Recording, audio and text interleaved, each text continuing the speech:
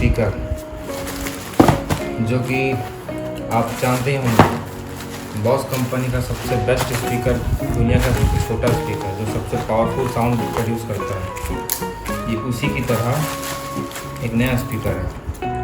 चलिए इसका अनबॉक्सिंग करते हैं। हमारा स्पीकर खुल गया। ये है उसका बिल, आप देख सकते हैं कितने का है। ये रहा,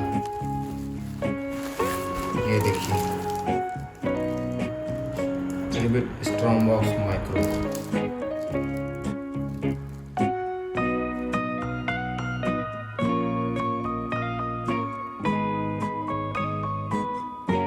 ये रहा स्पीकर, ये इसका टाइप सी USB केबल। इसकी पैकेजिंग पूरी बाहर की है। ये रहा अपना ब्लूटूथ।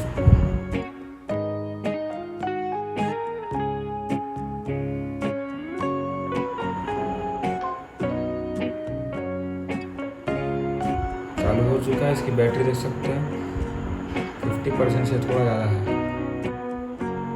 बस ब्लूटूथ दबाइए, चालू। काफ़ी छोटा देख सकते हैं।